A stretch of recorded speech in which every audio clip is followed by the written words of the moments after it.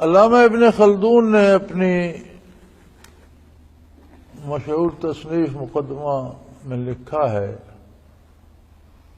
کہ کسی قوم کے رواجات اپنا لیے جائیں، لباس ان جیسا بنا لیا جائے، شکل ان جیسی بنا لی جائے، کھانے پینے کی چیزیں ان جیسا وہی طریقہ اختیار کر لیا جائے، تو باقی بھی بہت سے عیوب جو اس قوم میں وہ نظروں سے اوجھل ہو جاتے ہیں اور بندہ اس کے مزاج میں ڈھل جاتا ہے۔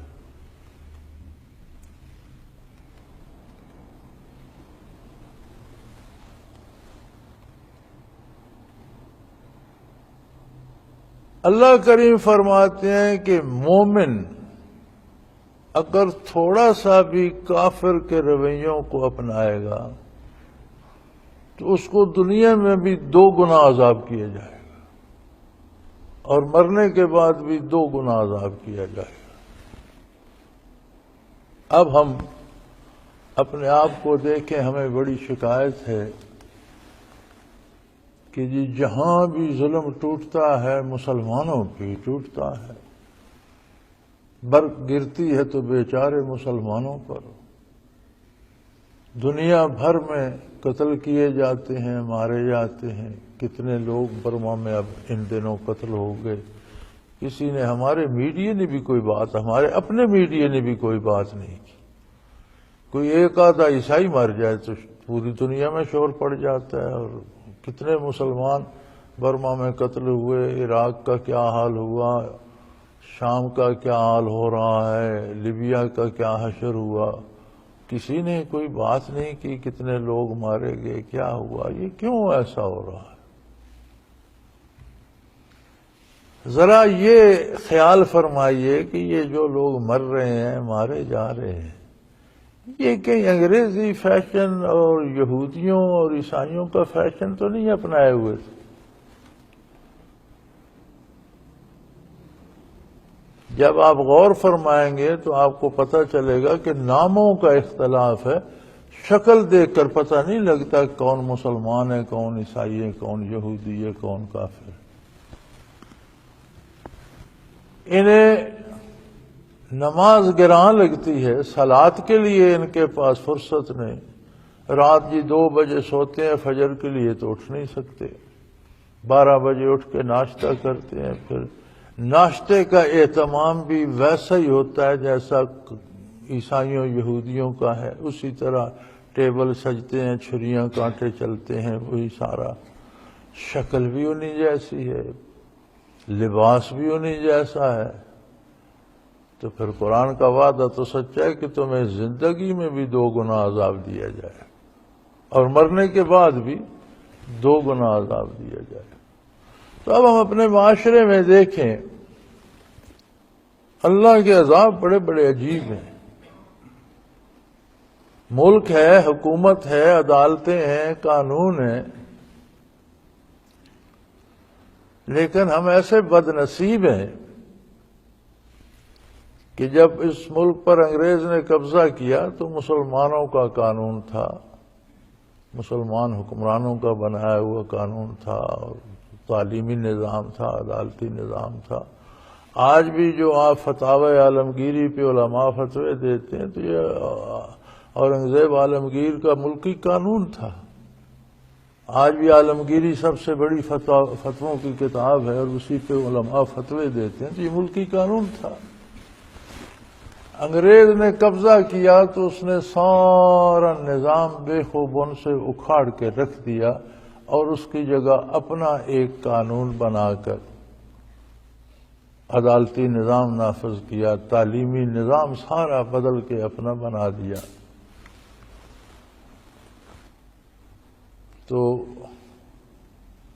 رشیا نے کابل پہ، افغانستان پہ جب قبضہ کیا تو افغانوں نے اسے چین سے بیٹھنے تو نہیں دیا، لیکن لڑتے بھڑتے بھی اس نے سلیبس سکولوں میں اپنا رائج کر دیا۔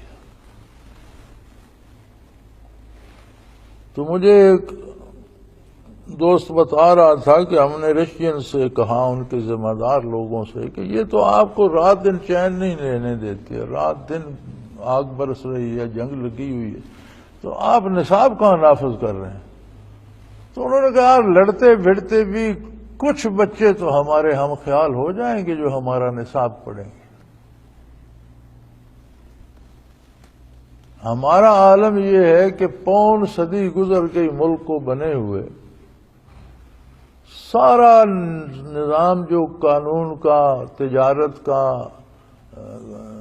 روپے پیسے کا، معیشت کا، معاشرت کا، سارا وہی ہے جو انگریزوں نے بنایا تھا۔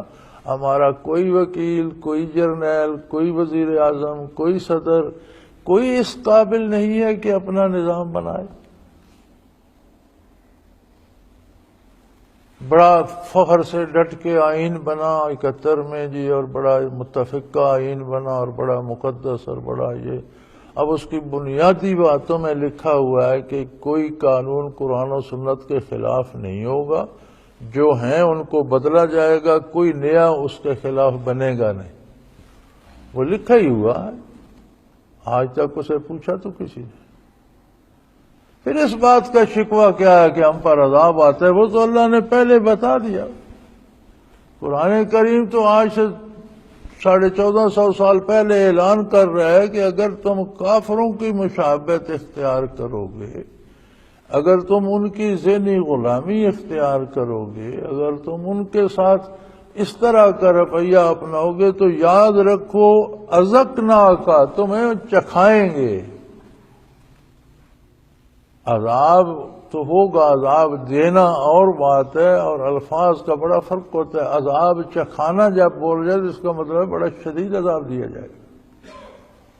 آپ بھی کسی سے بگڑتے ہیں تو کہتے ہیں نا میں تجھے مزہ چکھاؤں گا، قرآن بھی کہہ رہا ہے تمہیں مزہ چکھائیں گے دونوں دگنا عذاب دے کر، اور نہ صرف دنیا میں، مرنے کے بعد بھی دگنا ہوگا۔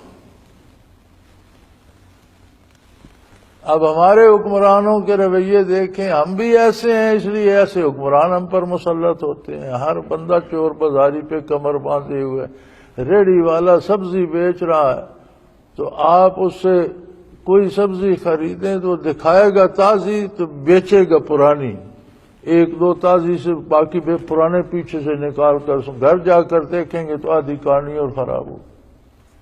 یعنی ہر چھوٹے بڑے سے لے کر وزیر اعظم صدر تک سب لوٹنے پہ لگے ہوئے، جہاں جہاں جتنا جس کا بس چلتا ہے۔ اور کردار کے اس معاملے میں ہم کافروں سے بھی نیچے گر گئے ہیں۔ کافر اقوام کے جب مذہبی تہوار آتے ہیں تو وہ چیزیں سستی کرتے ہیں، عیسائیوں کے بڑے دن آتے ہیں چیزیں سستی ہو جائیں، یہودیوں کا تہوار آتا ہے چیزیں سستی ہو جاتی ہیں، ہمارے رمضان شریف آتا ہے مہنگائی شروع ہو جاتی ہے، عیدیں آتی ہیں مہنگائی شروع ہو جاتی ہے۔ ہم ان سے اب آگے نکل چکے ہیں، کردار میں گر چکے ہیں، ذلیل ہو چکے ہیں۔ تو جب یہ کردار ہوگا تو ایسے ہی حکمران ہوں گے۔ اب ہماری سیاست ایک جملے میں سما گئی ہے، ہر سیاستدان نے بدماش رکھے ہوئے ہیں کہ یہ ووٹ لے کے دیتے ہیں، اس لیے جرائم دن رات ہوتے ہیں، بدماشوں کا کچھ نہیں بگڑتا، انہیں کوئی نہیں چھیڑتا۔ کیوں؟ انہیں سیاستدانوں کا تحفظ حاصل ہے، وہ لوگوں کو لوٹے ماریں کھائیں پیئیں۔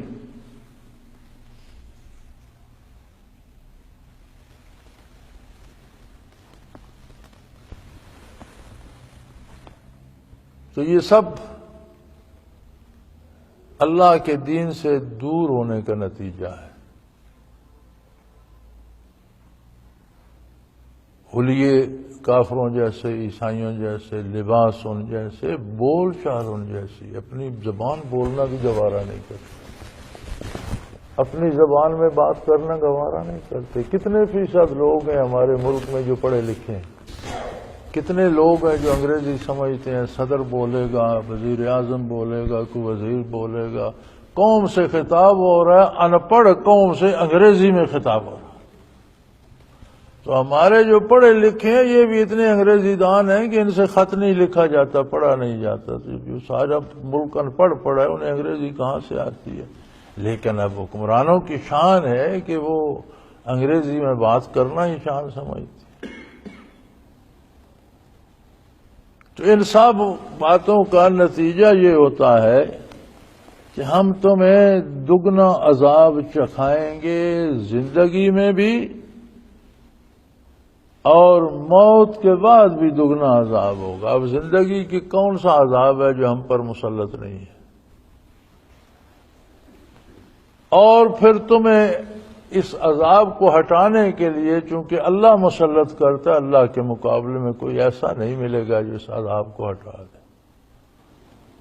تو اس عذاب الہی سے بچنے کا ایک ہی طریقہ ہے کہ سنت نبوی کو اپنایا جائے، اللہ کے دین کی پناہ میں آیا جائے، حضور اکرم صلی اللہ علیہ وسلم کا اتباع خلوص دل سے کیا جائے تو حفاظت الہیہ نصیب ہو جاتی ہے۔